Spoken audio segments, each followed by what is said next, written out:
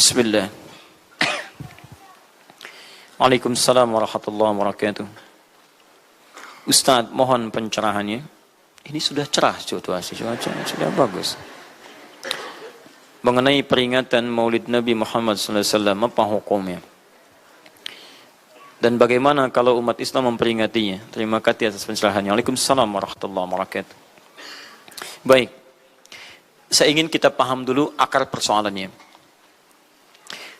Al-Quran, surah ke-61, ayat yang ke-6, paling kiri sebelah atas. Quran, surah kedua Al-Baqarah, ayat 129, paling kiri sebelah atas. Kemudian Al-Quran, surah Yunus 10, ayat 57 sampai 58. Ditutup dengan At-Taubah di dua ayat terakhir. Taib. Sudah? Sekarang saya ingin coba kita membiasakan dulu untuk menilai sesuatu dengan penilaian secara ilmiah yang bersumber pada dalil-dalil yang ada, tidak sekedar menganalogikan dan main tebak-tebakan. Itu nggak baik dalam menyimpulkan hukum. Ya. Bismillah. Sekarang secara akademis, secara ilmiah, membahas sesuatu oleh para ulama diposisikan dulu, dispesialisasikan dulu dalam bentuk ta'rif namanya, definisi. Jadi kalau Anda ingin membahas sesuatu, kita harus sepakat dengan definisinya dulu. Ya, disebut dengan ta'rif. Ta'rif ini harus punya sifat jami' mani'. Jami' menghimpun semua unsur yang akan didefinisikan. Mani' mengeluarkan segala hal yang tidak terkait dengan definisi, sehingga pembahasan kita akan fokus pada hal yang akan dibincangkan. Awas, hati-hati. Kita ingin berbicara tentang sesuatu, tapi kita tidak sepakat dengan definisinya. Bagaimana bisa menyimpulkan hukumnya? Dan kelemahan orang-orang sekarang, ketika berbicara hukum, dia tidak tahu apa yang dibincangkan. Sekarang misal, kita akan bertanya tentang maulid. Apa hukumnya maulid? Kita harus sepakati dulu apa itu maulid. Kalau antum paham tentang definisinya, maka keluarkan turunan hukumnya. Maka lebih mengerti di situ. Nah sekarang maulid, apa itu maulid? Sekarang begini, maulid atau maulud? Mana yang benar? Bukan Allahu a'lam, harus dicari kita. Mana maulid atau maulud? Antum sibuk menilai, ini maulid tidak benar. Oh, jadi yang benar maulud. Maulud juga tidak benar. Masya Allah. Apa maulid, apa maulud? Baik, lihat. Kalau disebutkan maulid, itu waktu kelahiran. Waktu kelahiran. Awas, hati-hati nih ya, hati-hati. Ada kemarin saya lihat tulisan begitu bersemangat, Masya Allah. Panjang-panjang nulis, ternyata salah paham. Pahamnya salah. Ya. Maulid itu ulang tahun. Bukan. Bukan ulang tahun maulid itu. Bukan ulang tahun, bukan peringatan ulang tahun maulid itu. Ingat baik-baik. Kalau pakai peringatan itu pakai Id. Idul Milad. Ya, hari kelahiran, peringatan hari kelahiran, ulang tahun. Tapi kalau cuma maulid itu waktu kelahirannya. Awas, hati-hati ya, hati-hati dalam memahami sesuatu. Kita masih detil dan jeli dalam memahaminya. Jadi kalau disebutkan maulid itu waktu kelahirannya. Kalau disebutkan maulud itu artinya bayi yang lahirnya. Bayinya yang dilahirkan. Nabinya. Kalau dalam konteks Nabi. Jadi kalau disandingkan dengan kalimat maulidun Nabi, artinya waktu lahirnya Nabi. Jelas ya? Kalau mauludun Nabi, maulud Nabi, itu artinya nabinya. Nabi yang dilahirkan. Jelas? Saya ulang. Maulid apanya? Waktunya. Kalau maulid Nabi artinya apa? Waktu Nabi dilahirkan. Baik, maulud artinya apa? Nabinya. Kalau maulud Nabi artinya apa? Nabinya yang lahir. Jelas sampai sini? Sudah. Ya, selesai pembahasan secara bahasanya. Nah, sekarang apa hukumnya maulid Nabi? Maulid Nabi nggak ada hukumnya. Karena waktu lahirnya Nabi, bagaimana kita bisa melekatkan hukum pada waktu lahirnya Nabi? Lahirnya lahir. Jelas ya? Ustadz, apa hukumnya maulid Nabi? Antum kenapa? Apa hukumnya waktu lahirnya antum? Antum lahir apa hukumnya? Kapan antum lahir? Ustaz, kapan antum lahir? 11 September. Apa hukumnya? Apa hukumnya? Apa hukumnya saya lahir? Lahirnya lahir. Jelas ya? Jadi kelahiran seseorang itu nggak ada hukumnya. Qadar Allah yang menjadikan dia terlahir. Dan dengan kelahiran itu dia punya misi dalam kehidupan. Mencari bekal untuk kembali kepada Allah subhanahu wa ta'ala. Jadi kalau bertanya hukum kelahiran seseorang, lahirnya lahir. Gak ada hukumnya di situ. Paham ya? Hukum itu terletak pada perbuatan seseorang, bukan pada kelahiran seseorang. Ketika dia berbuat dengan aspek kesadarannya, maka muncul hukum di situ. Awas, antum pun mesti belajar tentang hukum. Jangan salah menyebutkan hukum. Hukum terletak pada perbuatan, bukan pada benda, dan bukan terletak pada waktu. Jadi ketika ada perbuatan melekat pada benda dan waktu itu, maka muncul hukum. Apa hukum gelas? Halo? Tidak ada hukumnya. Tapi kalau menyebutkan apa hukum gelas yang menampung kemudian barang yang haram yang digunakan gelas ini melakukan perbuatan haram, baru muncul haram. Apa hukumnya gelas yang digunakan untuk melempar orang lain? Haram hukumnya. Apa hukumnya gelas yang digunakan menampung air minum untuk diminum dalam keadaan yang sehat? Sunnah hukumnya. Jelas ya? Apa hukumnya golok? Golok digunakan apa? Kalau digunakan menyembelih hewan kurban, maka jadi sunnah hukumnya. Kalau golok digunakan untuk menyakiti orang lain, mengancam. Siapa nama kamu? Oh, Masya pakai golok. Ya, hati-hati. Nah, itu haram hukumnya. Jadi benda terletak kepada, maaf, perbuatan yang melekat kepadanya. Apa hukumnya hari kelahiran? Hari kelahiran gak ada hukumnya. Yang melekat hukum itu bagaimana menyikapi hari kelahiran itu. Itu poinnya. Paham ya? Ketika ada perbuatan melekat kepadanya, maka di situ ada hukum. Maulud itu bayinya, berarti nabinya. Apa hukum maulud? Apa hukumnya nabi? Nabi yang lahir gak ada hukumnya. Jadi kalau Anda menolak maulud dengan pengertian seperti ini, maka Anda keluar dari Islam. Kalau dalam hukum seperti ini, saya menentang maulid Nabi, berarti Anda menentang kelahiran Nabi SAW. Saya menentang maulud Nabi, berarti Anda berhadapan dengan Nabi, Anda musuh Nabi. Jadi kalau Anda dimaksudkan dengan kata maulud dan maulid, Anda tidak bisa menentangnya, bisanya menerima. Saya menerima. Menerima. Kenapa? Karena dalam pengertian bahasa, maulid itu artinya waktu kelahiran. Maulud artinya nabinya. Jangankan saya, siapa saya dibandingkan Nabi Isa alaihissalam? Nabi Isa itu hidup 600 tahun sebelum Nabi Muhammad SAW dilahirkan. Nabinya belum ada. Nabi Isa sudah ada. Tiba-tiba, umatnya menduga, Nabi terakhir itu Nabi Isa. Karena Nabi Isa punya sifat yang mirip di ramalan kitab, yang mengatakan Nabi terakhir itu punya sifat baik dengan masyarakat lingkungan sosialnya. Dan Nabi Isa itu lembut luar biasa. Jangankan pada manusia, pada hewan pun itu lembutnya luar biasa. Jalan dengan muridnya. Di perjalanan kemudian ada aliran anak sungai melihat bangkai hewan. Sudah jadi bangkai, baunya luar biasa. Kata muridnya, guru, bau sekali bangkai ini. Kata Nabi Isa alaihi salam, Al-Masih, yang disebut oleh sementara orang dengan Yesus, itu Nabi, bukan Tuhan. Nabi beliau mengatakan, kata Nabi Isa, perhatikan, begitu putih sekali dan bersih giginya. Kata muridnya, Tuan Guru, kenapa Anda mengatakan demikian? Kata Nabi Isa, karena manusia hanya akan menyampaikan apa yang ada dalam benak pikirannya. Jadi kalau pikiran Anda kotor, Anda akan melihat bangkainya saja. Tapi kalau pikiran kita baik, kita akan mencari yang terbaik dari hewan itu. Bukankah dia ciptaan Allah? Bukankah dalam setiap ciptaan ada hikmah dan kebaikan? Perhatikan bagaimana putih bersih giginya. Jadi kalau bangkai saja bisa menjaga kebersihan gigi, kenapa kamu yang masih hidup tidak mesti? Ya minimal kamu jaga perasaan. Minimal jaga perasaan, kan? Tapi itulah luar biasa. Di sini sering diambil hikmah bahwa teko akan mengeluarkan isi tekonya. Isinya kopi, keluar kopi. Isinya air bening, keluar bening. Isinya susu, keluar susu. Demikian juga kita. Bayangkan, Nabi Isa bukan hanya pada manusia. Pada hewan yang telah jadi bangkai pun, itu mohon maaf, kalimatnya dan sikapnya begitu indah, luar biasa. Maka diduga oleh kaumnya itu Nabi dan Rasul yang terakhir. Saat mendengar kalimat itu, kata Nabi Isa, bukan saya. Nabi terakhir punya sifat sama seperti saya dalam hubungan dengan makhluk. Jadi bukan cuma dengan manusia, dengan hewan, jangan sakiti. Kalaupun menyembelih, jangan sakiti hewannya. Makanya Nabi ini akan memberikan isyarat-isyarat yang sangat indah. Masya Allah. Pada tumbuhan, dia jaga. Tapi Nabi yang terakhir ini punya keunggulan yang tidak bisa disaingi oleh Nabi-Nabi lainnya. Apa itu? Ibu bapak sekalian, tingkat kedekatannya dengan Allah luar biasa. Ibadahnya luar biasa. Dalam bahasa Arab, tingkat kebaikan yang terkait dengan makhluk secara sosial, itu kalau satu kebaikannya disebut dengan Mahmud. Tapi kalau banyak kebaikannya disebut dengan Muhammad. Muhammad. Tapi kalau hubungan dengan Allah, ya dengan Khalik, kalau punya tingkat hubungan yang baik, satu sisi saja disebut Hamid namanya. Hamid. Antum rajin tahajud, tapi belum konsisten puasa sunnah. Maka antum namanya Hamid. Perempuannya Hamidah. Misal ada perempuan namanya Wanda, pakai Hamidah. Wanda Hamidah. Ya. Itu artinya yang dekat dengan Allah.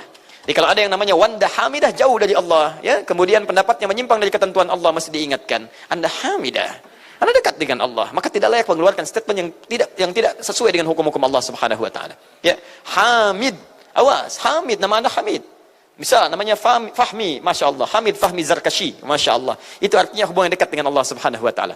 Perempuannya Hamid, laki-lakinya Hamid, perempuannya Hamidah, Masya Allah. Paham sampai sini? Kalau bentuk superlatif, banyak ibadahnya, tahajudnya, sedekahnya, puasanya, segalanya, maka Masya Allah berubah kalimatnya. Dari kata Hamid jadi Ahmad. Ahmad. Maka Nabi Isa tidak menyebutkan kalimat Muhammad, tapi menyebutkan kalimat Ahmad. Karena kalau disebutkan kalimat Muhammad, nilainya serupa dengan beliau. Punya nilai kebaikan yang sama. Nabi Isa baik pada hewan, Nabi Muhammad baik pada hewan. Kata Nabi, lihat, kalau Nabi Isa sudah jadi bangkai. Nabi Muhammad ketika hewan akan disembelih pun, disembelih. Kata Nabi, jangan sakiti dalam penyembelihannya. Tajamkan dulu pisaunya. Ketika menyembelih, jangan lakukan berkali-kali. Kata Nabi, tajamkan, begitu anduk kemudian sembelih, seketika selesai. Cari urat yang membuat cepat darahnya keluar. Nabi itu. Dan dalam menajamkan itu, antum jangan memperlihatkan depan hewannya. Tidak boleh. Kandidat selanjutnya, siap-siap ya. Masya Allah, tidak boleh. Awas saat kurban tuh. Kadang suka lupa antum tuh. Ya dibawa sini, ini masih begini-begini tuh. Itu menyakiti hewan secara psikologis. Nggak boleh, nggak boleh. Ya, awas ya. Tayyib. Tumbuhan, lihat. Tumbuhan. Nggak boleh dalam keadaan perang. Perang itu kan luar biasa dahsyat. Emosi memuncak, segalanya ada. Tapi Nabi katakan, jangan rusak tanaman. Dahsyat, cuma dalam Islam. Itu yang 212 tahun lalu itu, Masya Allah, nggak ada yang nginjak rumput, nggak injak macam-macam. Ya, itu yang kameramen yang nginjak rumput tuh. Ya, kameramen nginjak rumput tuh. Yang kameramen begitu diinjak, dimunculkan di media gitu kan. Wah, tapi lihat betapa rapi, bersih. Itulah Islam. Tapi jangan cuma 212 saja. Ya, 312, 412, 484 dan sebagainya. Jadi, semua yang ada setiap hari kita jaga. Ada tumbuhan, jaga. Yang praktekkan negara lain. Di New Zealand ada tumbuhan, antum sedang ngidam, papa pengen daun itu, tunggu sampai jatuh. Nggak bisa diambil. Begitu diambil, denda. Padahal yang punya teorinya Islam. Tapi hubungan dengan Allahnya itu bukan Muhammad, tapi Ahmad. Makanya Nabi Isa mengatakan, wa mubasysyara bi rasulin ya'ti min ba'di ismuhu Ahmad.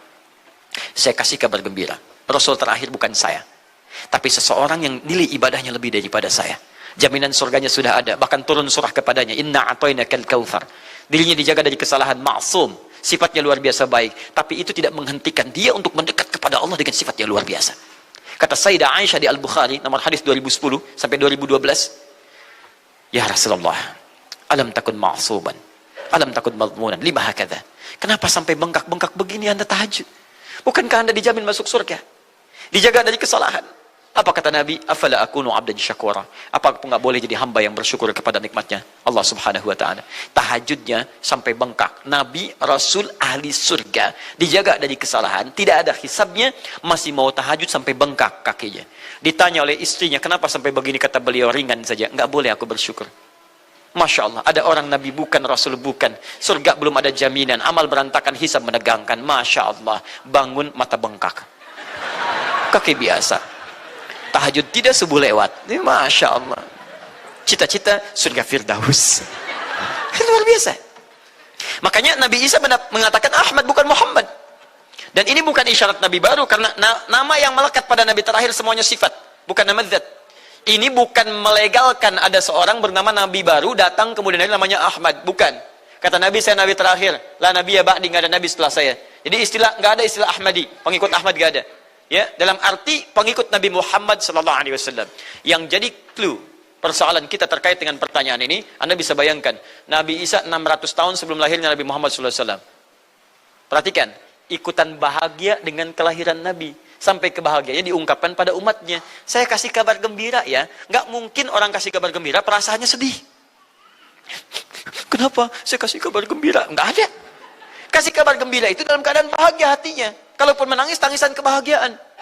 Anda bisa bayangkan, Nabi, Rasul, mukjizatnya hebat. Sekali usap, penyakit sembuh. Menghidupkan orang mati, keduanya dengan izin Allah Subhanahu wa ta'ala. Bahagia dengan kelahiran Rasul Sallallahu Alaihi Wasallam. Antum Nabi bukan, Rasul bukan. Maaf, tidak punya mukjizat seperti Nabi Isa. Mayat dipanggil-panggil nggak bangun, diusap penyakit makin sakit. Tuh, lalu antum tidak bahagia dengan kelahiran Nabi. Antum siapa? Nabi Isa aja bahagia. Masa antum bukan Nabi tidak bahagia? Dan hebatnya, ada orang bisa bahagia, nabinya belum lahir. Biasanya sifat bahagia dalam kelahiran itu setelah bayinya lahir, bukan sebelum lahir. Alhamdulillah, alhamdulillah. Akhi, kenapa antum? Alhamdulillah, saya punya anak laki-laki namanya Abdurrahman. Kapan? Nanti setelah menikah. Ini Masya Allah.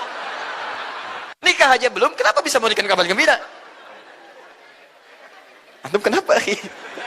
Itu lihat, akhi boy tiba-tiba seperti itu. Orang bingung. Akan bubar pengajian kalau ustadznya begitu. Ya. Jadi mustahil ada orang memberikan kabar gembira ketika bayinya belum lahir. Tapi kemuliaan Nabi Muhammad SAW menjadikan seorang Nabi Isa belum lahir, nabinya sudah merasakan gembira dan memberikan kebahagiaan pada umatnya. Kalau bukan Nabi Muhammad, mustahil. Ada kemuliaan tersendiri bagi Nabi Muhammad SAW. Setiap Rasul menantikannya. Nabi Isa menantikan. Masa antum tidak menantikan itu? Jadi kalau ada orang menolak maulid dalam arti waktu kelahirannya, maka dia telah ingkar pada Nabi Muhammad SAW. Maulud Nabi Ibrahim alaihissalam. Antum kenal Nabi Ibrahim?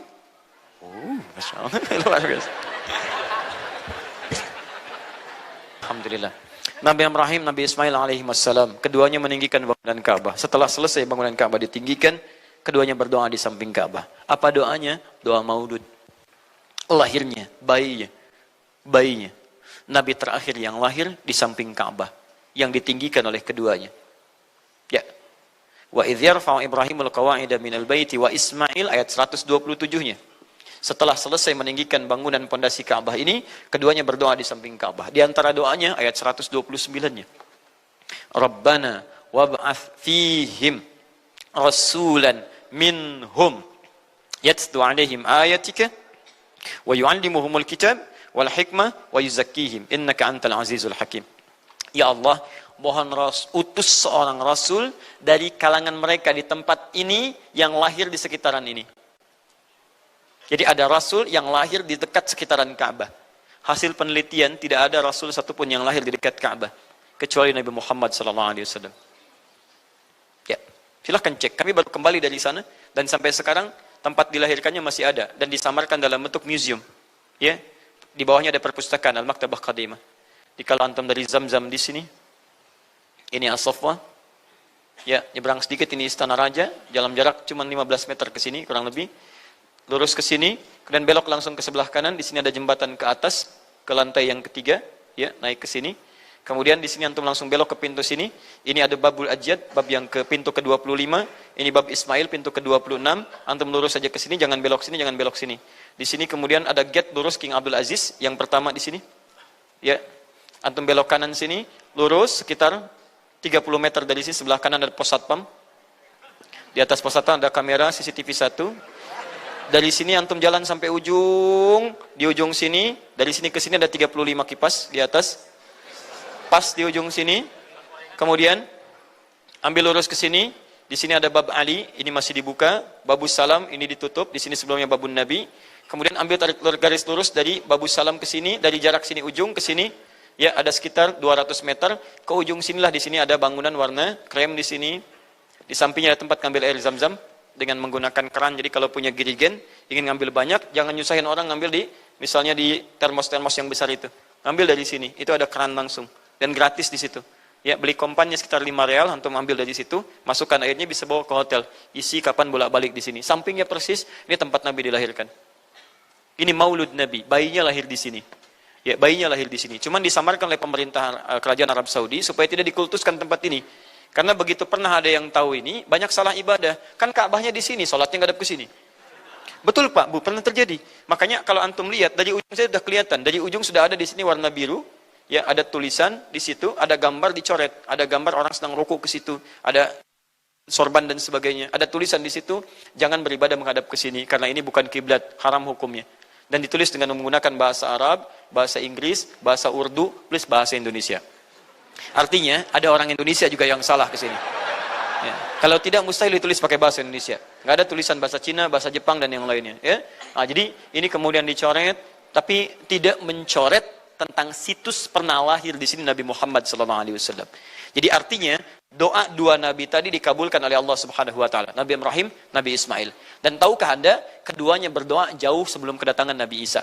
Saya pernah katakan 30 generasi sampai Nabi Ibrahim, tadi Nabi Muhammad SAW.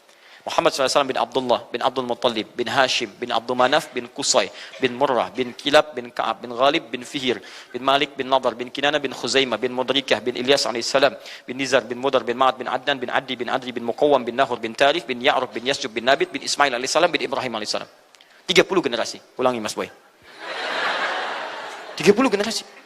Dari Nabi Ibrahim sampai Nabi Ismail alaihi wassalam, ya sampai kemudian ke Nabi Muhammad sallallahu alaihi wasallam.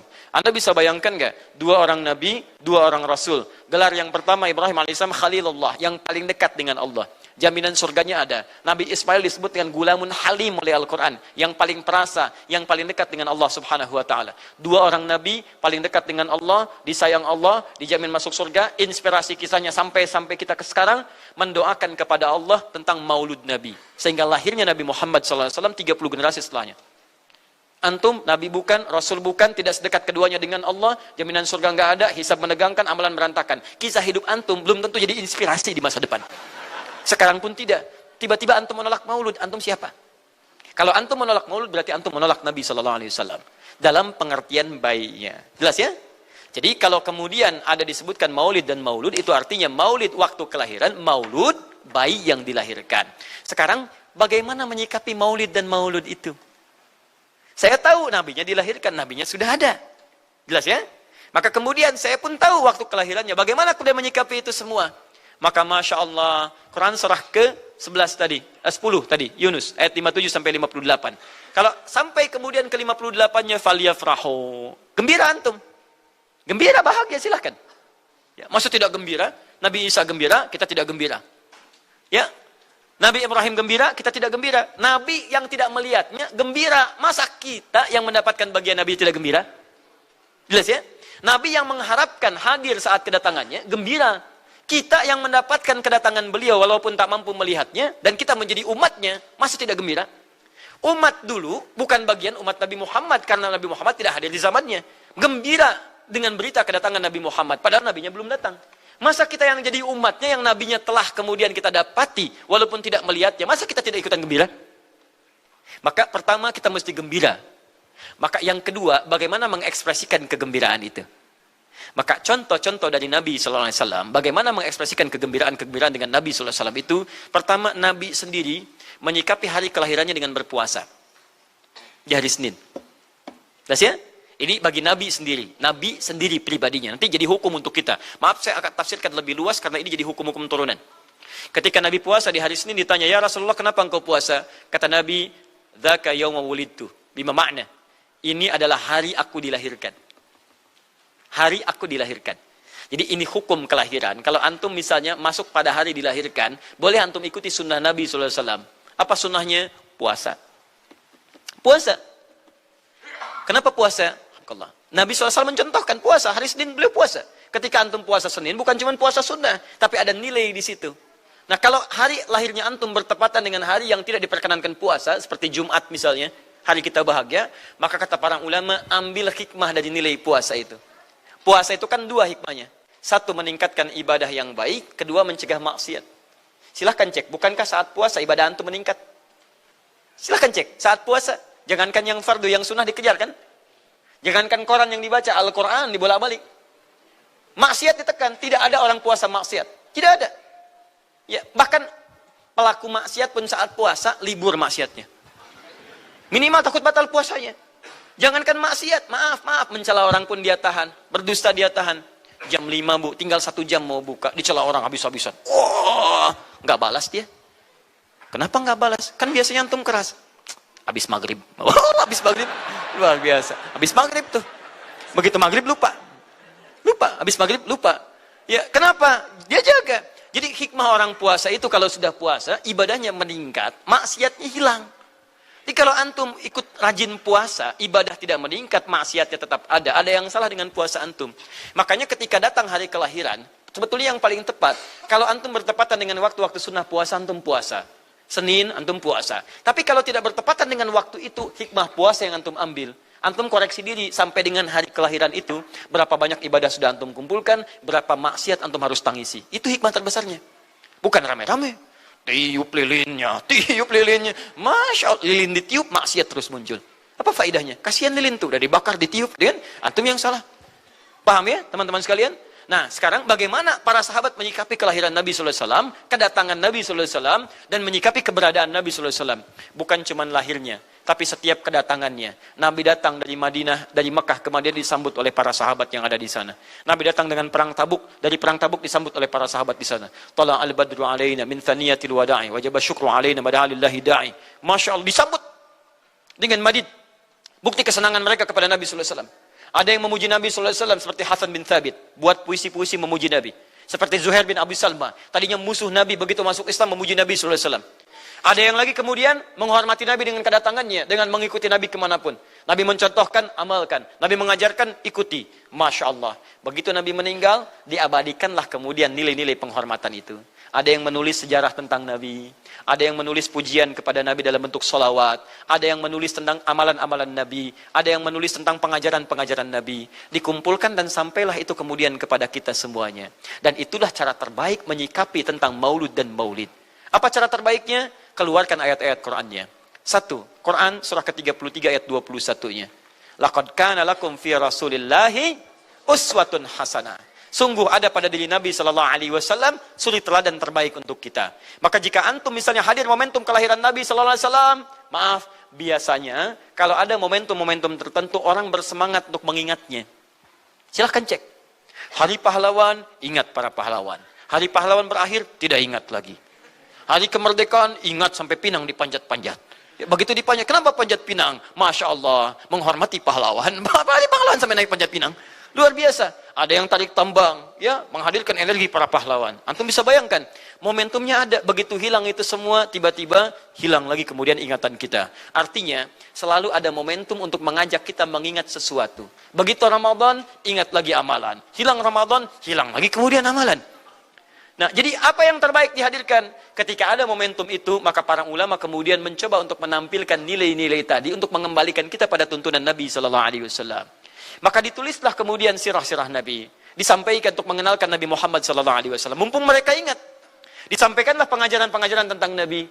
Disampaikan ada pujian-pujian salawat kepada Nabi. Kalau yang dimaksudkan tentang nilai-nilai ini, maka dari dulu sudah ada. Sudah ada. Dan yang sudah ada ini tidak dibatasi dengan waktu. Bukan muncul Rabiul Awal saja. Rabiul Awal ke Safar, datang lagi itu. Safar sebelumnya Safar, Rabiul Awal, kemudian ke Rabiul Akhir, muncul itu. Ke Jumada, muncul itu. Jadi maulid itu tidak dibatasi dengan waktu. Setiap waktu itu maulid. Maulud tidak dibatasi dengan waktu. Setiap waktu itu maulud. Tapi kalau ada momentum bersamaan dengan waktu kelahirannya, kemudian kita hidupkan untuk mengenal kepada Nabi, dalam bentuk yang tadi disunahkan dalam Al-Quran dan Sunnah, itu tidak ada masalah. Yang ada masalah itu adalah ketika menghadirkan hal-hal yang bertentangan dengan Al-Quran dan Sunnah Nabi Sallallahu Alaihi Wasallam. Misal, maaf, dulu orang sudah terbiasa mengkaji tentang Nabi, menyampaikan risalah Nabi. Kemudian diisi misalnya, maaf, dengan hal-hal yang bertentangan dengan keadaan-keadaan Nabi. Misal, saya ingin mengajarkan tentang Nabi, tapi ketika mengajarkan tiba-tiba mengatakan, pada saat ini Nabi pun datang bergabung bersama kita. Itu yang tidak kita sepakati. Jelas ya? Misal yang kedua, antum nih, mohon maaf, kerja di instansi. Bertepatan dengan Maulid Nabi, kita adakan peringatan. Padahal antum cuma ingin mengeluarkan anggaran saja dari situ. Itu bid'ah. Bid'ah. Mengeluarkan anggaran, sekedar hanya ingin dapat anggaran untuk dalam momentum Maulid Nabi, itu yang bid'ah. Maulid bukan makan-makan. Jadi kalau antum mengadakan Maulid Nabi hanya sekedar untuk makan-makan, itu yang bid'ah. Tapi kalau antum ingin belajar menghadirkan momentum itu untuk mengisi ta'lim, sama aja dengan ta'lim kita sekarang. Apakah ada hadis Nabi mengatakan taklim khusus di hari Ahad jam 8 pagi sampai jam 10? Tidak ada. Jadi taklim kita bid'ah ini. Jadi kalau antum pahami setiap yang tidak ada contohnya itu bid'ah, Masya Allah, maka akan ada banyak bid'ah dalam kehidupan. Mushaf itu bid'ah, karena nggak ada contohnya zaman Nabi SAW. Antum dari ujung kepala sampai ujung kaki itu bid'ah, karena antum tidak ada di zaman Nabi SAW. Ya. Jadi jangan langsung menilai bahwa setiap maulid itu bid'ah. Bukan. Kalau momentum itu ingin diisi dengan taklim, ingin memperkenalkan Nabi, ingin mengajarkan syariat-syariat Islam, maka itu tidak ada masalah. Itu mengamalkan petunjuk-petunjuk ayat, bukan mengkhususkan di waktu itu, bukan. Karena taklim itu dibuka di setiap waktu, tapi menjadikan waktu itu untuk momentum, karena setiap orang sedang ingat Nabi pada saat itu. Jelas ya? Kapan lagi kita mendapati orang ingat Nabi? Maka ajarkan itu dan pesankan pada saat itu. Teman-teman, jangan cuma pada waktu ini ya, setiap waktu kita amalkan ingatan kita kepada Nabi sallallahu alaihi wasallam. Makanya saya kalau diundang, Ustadz ada Maulid Nabi, saya datang untuk ceramah, untuk menyampaikan pesan-pesan terkait dengan Nabi sallallahu alaihi wasallam. Adapun masalah ritual-ritual saya tidak ikutan. Makanya paham, begitu saya datang pas ceramah. Ceramah, saya berikan ceramahnya. Nabi begini, apa itu maulid? Allahu alam. Bukan Allahu alam, kan antum bikin spanduknya di sini.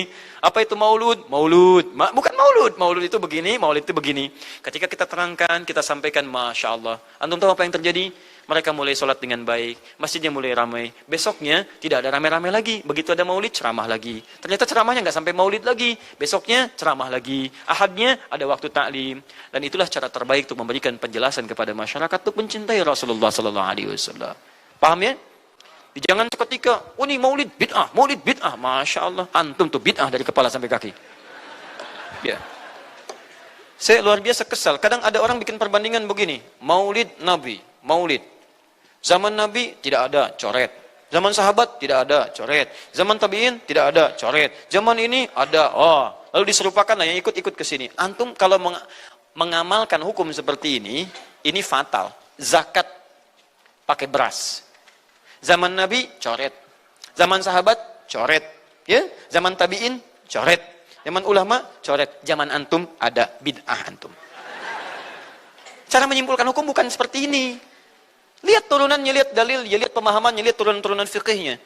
Ya, bagaimana bisa zakat pakai beras ini jadi? Padahal contoh nggak ada. Dalil nggak spesifik. Ayo coba temukan. Nabi zakat pakai beras, temukan.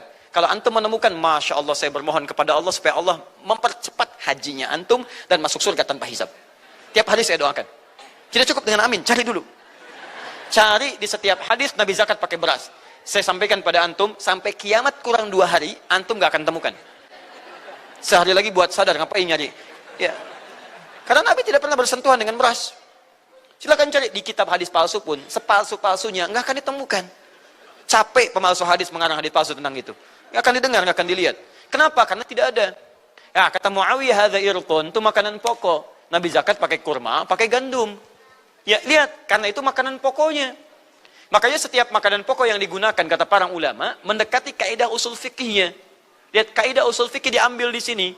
Setiap yang punya keserupaan dengan itu, sekalipun teksnya tidak jelas langsung menunjuk, itu ada isyarat, namanya qarinah namanya. Kalau ada isyarat menunjukkan kepada itu, maka boleh digunakan sebagai alternatif lain dari makanan pokok yang tidak didapati di masa kita dengan generasi yang berbeda. Tapi kalau makanannya sama di setiap generasi, dia zakatnya pakai itu. Makanya orang Arab sampai sekarang pakai kurma, ada yang pakai gandum. Kita makanan pokoknya bukan itu. Antum makanan pokoknya apa? Beras, Masya Allah, beras. Baik pemirsa, beras itu makanan pokok bagi hewan yang bertembolok ya. Ayam, bebek itu beras. Baik, makanan kita nasi. Dan nasi bersumber dari beras. Baik, nasi bersumber dari beras. Jadi kalau kita ingin zakat pakai beras, boleh tidak? Nah, lihat bagaimana cara pendekatannya. Dalil belum ditemukan aslinya. Seperti maulid tadi, menyikapi dengan taklim macam-macam, nggak ada nas aslinya. Tapi korinahnya ditemukan, sama-sama makanan pokok, sama-sama taklim, sama-sama meminta untuk ikut ajaran, sama-sama mereka ingat tentang Nabi SAW. Maka semua hukum itu kita terapkan, jadilah hukum terapan dalam kehidupan kita. Paham?